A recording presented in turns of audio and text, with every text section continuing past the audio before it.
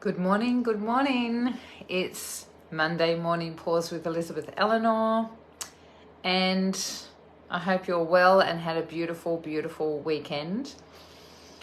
I came on today thinking about my webinar that I've got coming up at the end of July, Rewire Your Heart for Love.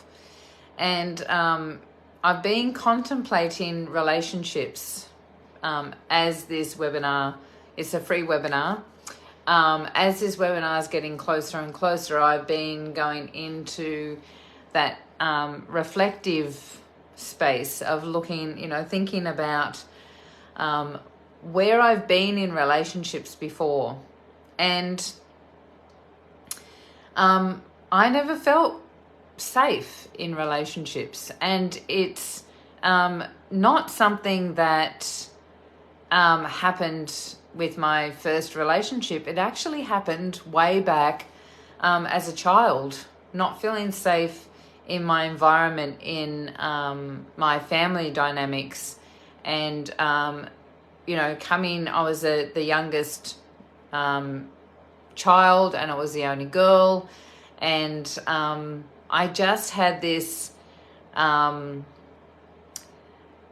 feeling that there wasn't security in the relationships and the dynamics that were happening in the family, because my dad was sick on a kidney machine, or as I was growing up, he was getting sick and ended up on a kidney machine. But there wasn't a lot of safety in the environment. And so I was always looking for love and support and validation, and not getting it because everyone was too busy dealing with their own dysfunctions and their own struggles and their own challenges of life. And I was a little girl after 3 boys, and one of them was a stillborn, and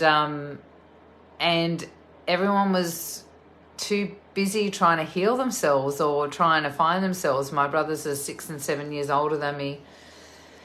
And so life didn't start off really well when it came to finding healthy boundaries, healthy relationships, and understanding myself as, an empowered being. And I just want to get you to reflect on your own journey as I go along, is, from your own childhood, what is it that the dynamics, the power dynamics in the family, where were you when it came to your position? Whether you're the oldest, the youngest, the middle, each child has their own dysfunction depending on where their position is in the family dynamics, right? And so, just reflecting on those things, when I was not given any guidance or understanding, no education, no wisdom of how to pick my partners, right? Or how to pick a partner. I grew up in a family where my parents had stayed together, but only, it was a loveless relationship. And there wasn't any affection shown. My mum was the alpha femme in our family, because my dad was sick and on a kidney machine. And so now in hindsight, I see that that's what had to happen for her. That's not how it started. She was also hoping for, some support, love and validation coming from a dysfunctional family of her own, like family dynamics when she was a kid. And so when that didn't turn out, she had to be the breadwinner in the family. She had to be the one to call all the shots and make all the rules and throw out the punishment and all that sort of stuff, which she did quite well. And by the time I came along, it seemed like she had it down pat, right? And so when I my dad was the only one that really loved me in my eyes, right, as a child. He was the one that validated me, that supported me. He was the only one that was there. He was the one that cooked and cleaned and nurtured me. And I did the same for him, because we were like this, very dysfunctional family, because mum was never around, so we had to sort of support each other. And then he died when I was 15, and so my whole world fell apart, with the only person in my life that I knew that loved me left me, right? And so I went on a big bender for a long time.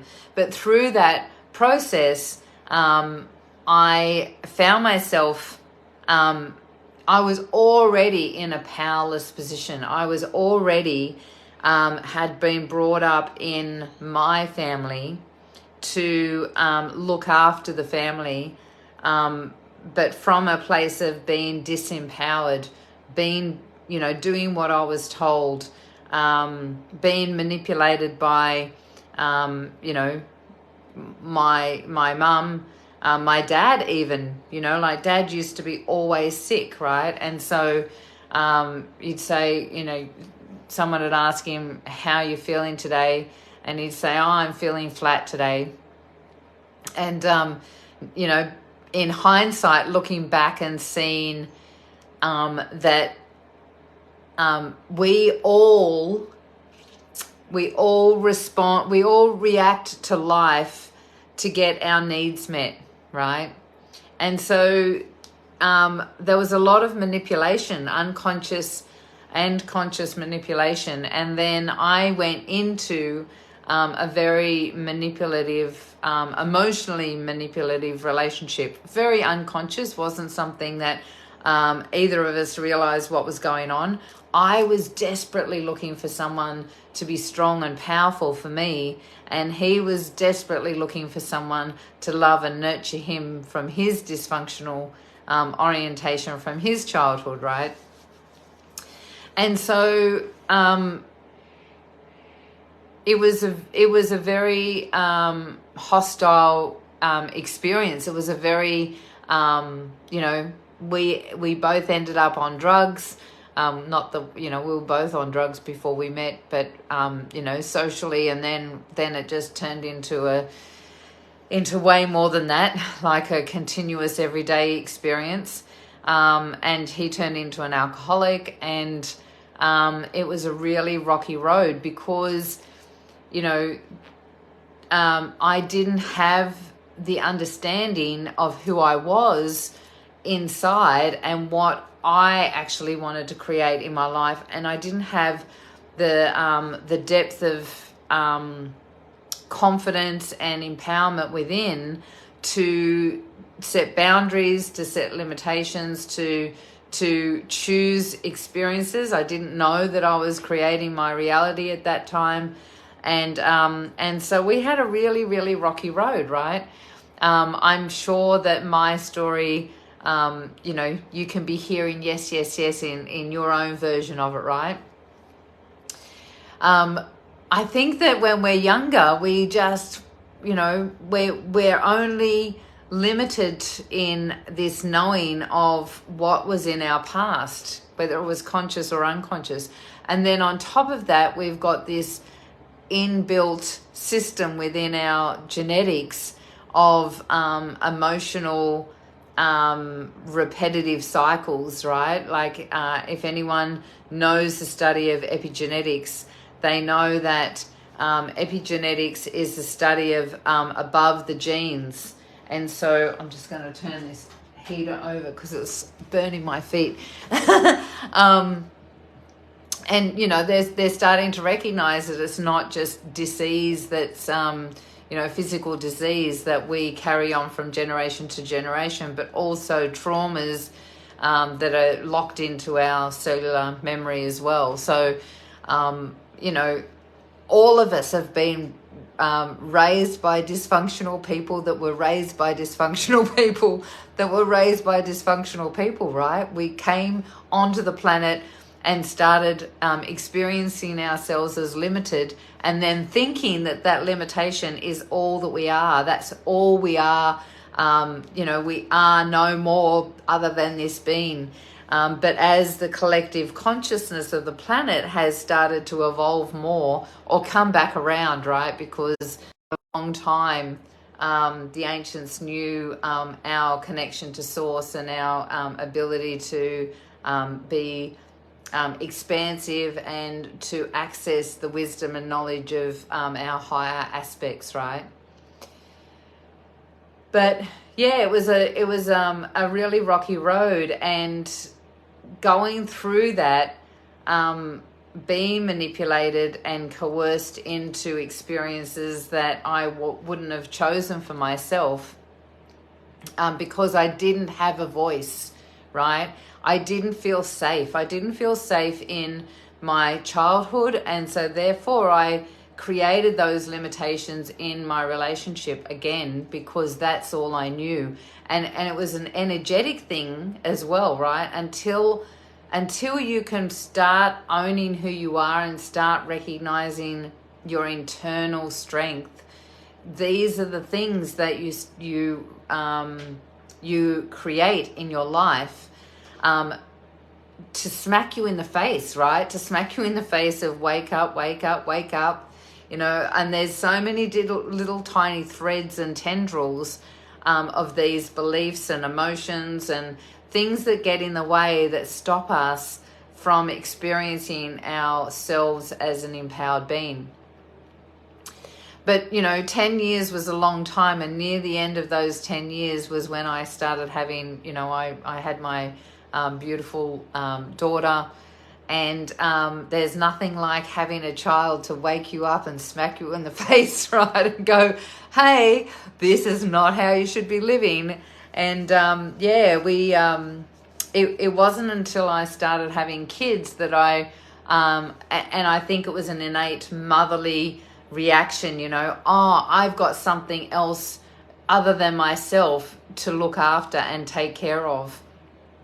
And so through that experience, I started becoming more of myself and recognizing and actually waking up to the situation I was in, and realizing that I was the only one that could change this situation, that I needed to bypass this limitation. My voice was so restricted, my truth was so restricted and so beaten down and so non-existent, that I would physically, not only would I not be able to speak my truth, but physically, when I was really in my resistance and really in my dysfunction, I would actually, my throat would completely close up and I couldn't even eat. So I ended up, as a young girl in high school, I had anorexia.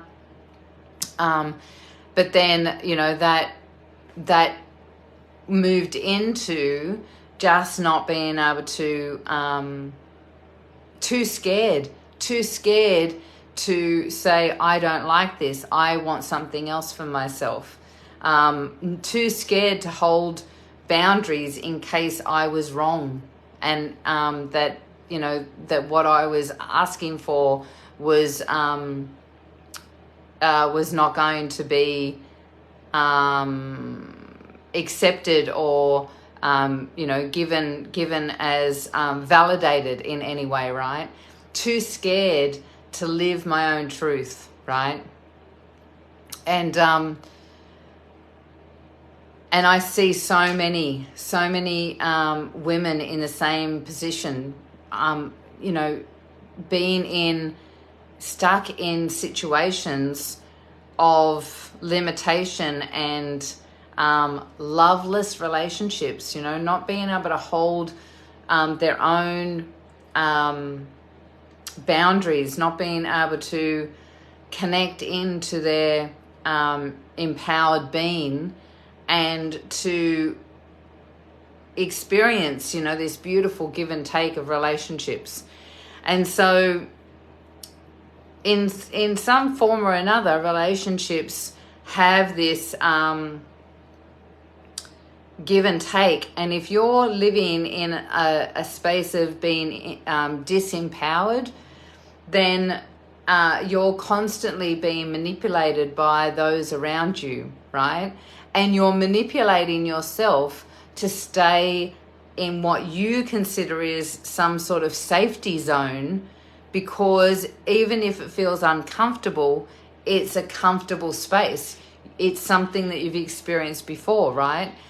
You may be in a relationship that you feel that you can't speak your truth, or that you're constantly being rejected in some way, and that feels comfortable for you because you haven't had anything else, right? However, what I experienced for myself was, after 10 years, and finally getting that voice, finally being able to, it scared the shit out of me, right? I remember how scary it was to say no for the first time, to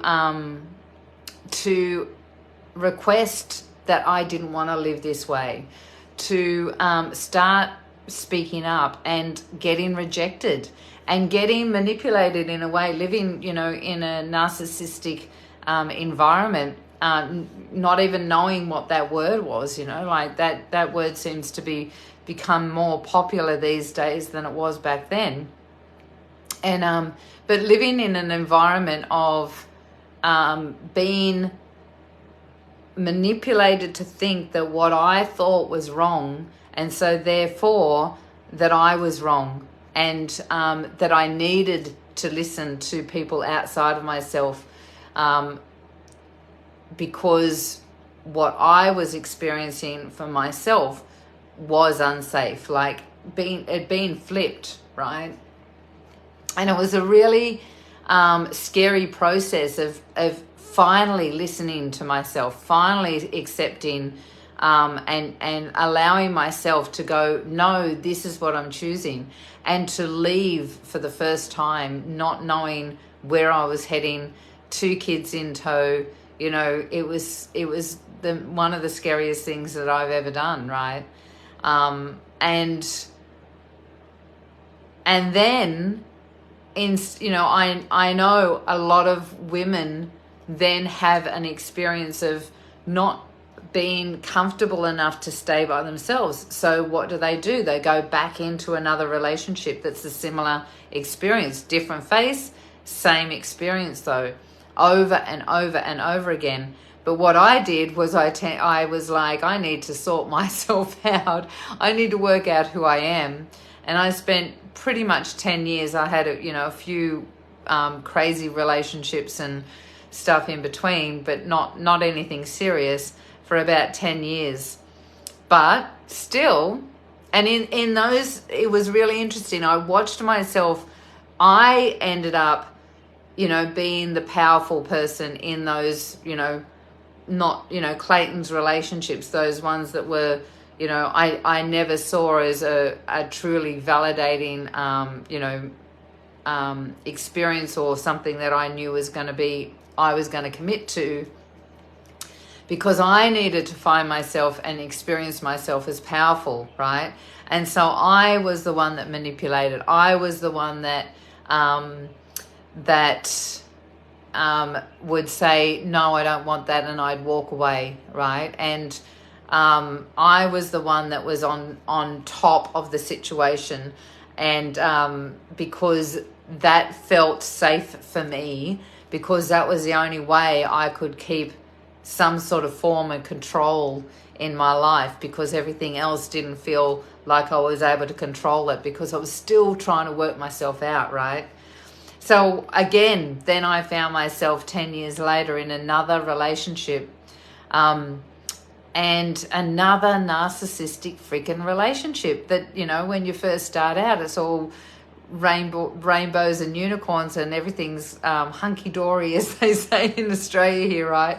And then, getting married only to find the bang, smash, like everything flipping, and being in, again, another narcissistic relationship.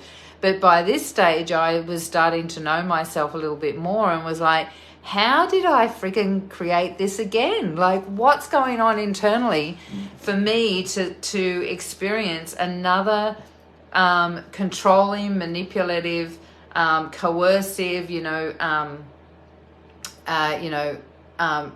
very elusive.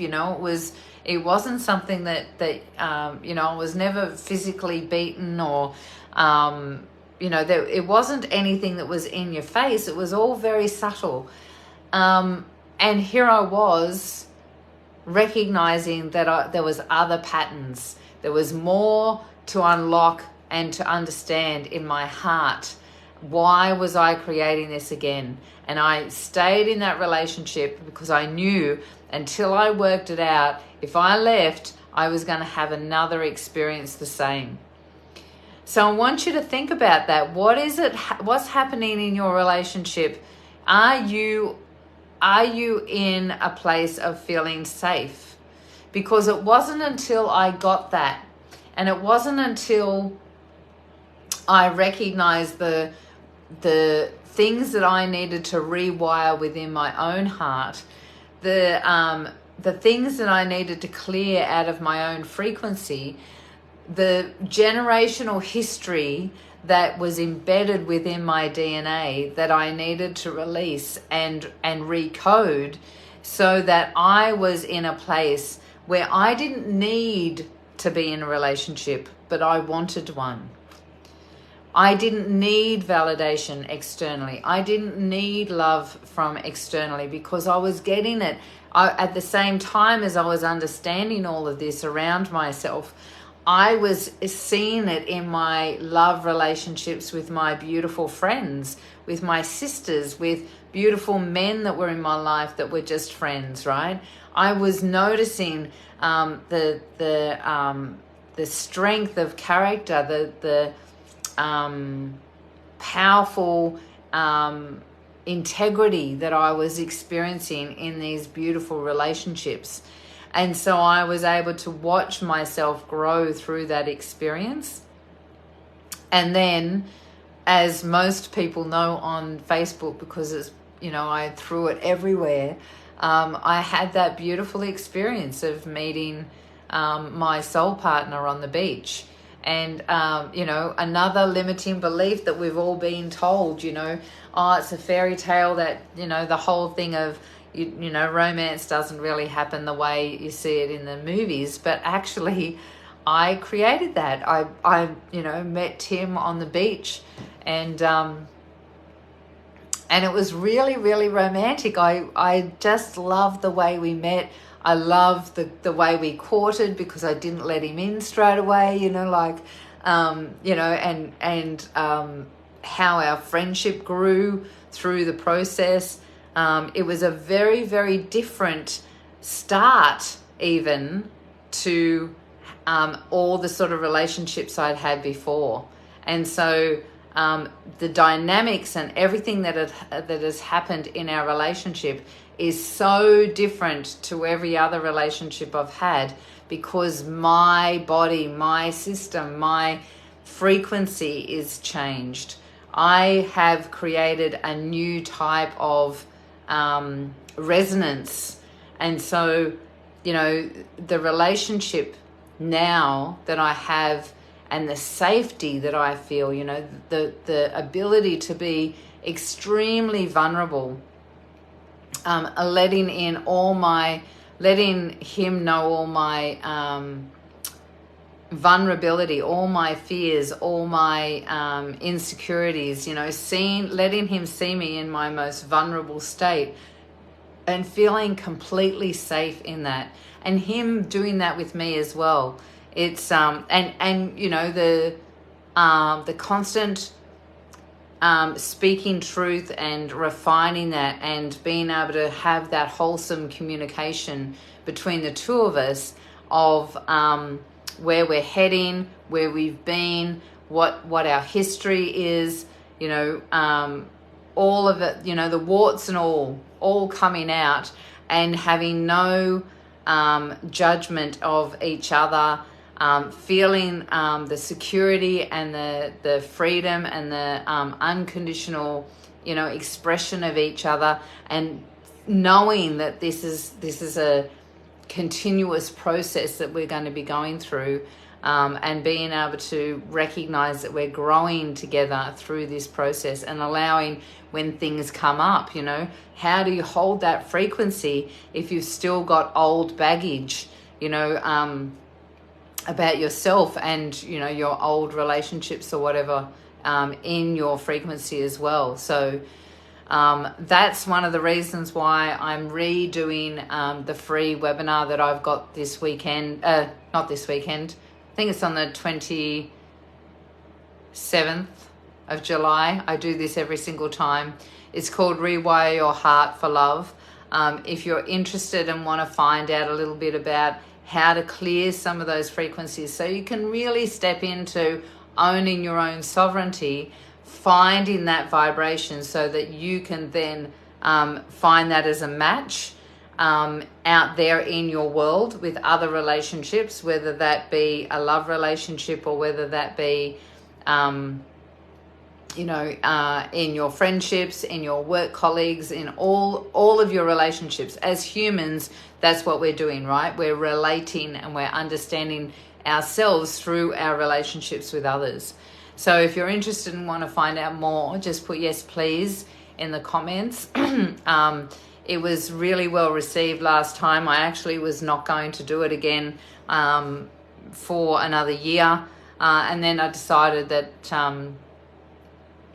because there was so many people that got so much value from it, that I decided that that's what I was going to do. I was going to do this again, to share with people and to start finding that beautiful energy of oneness and connection, and feeling safe and comfortable as an individual at the same time, right? So that's me for the day. If you've just joined, I think Danielle just joined, you might need to go and watch the replay. Would love to hear your thoughts. What have you noticed about your own relationships? Do you feel safe in all your relationships? Because safety is an internal thing, not an external thing, right? So do you feel safe with who you are and who you're experiencing yourself to be, and the relationships that you're creating? Because if you're not, then I suggest you come and watch Rewire Your Heart for Love, and find out how you can support yourself to move into that and to grow into that. Take care, enjoy the rest of your week, and we'll catch you soon. See ya.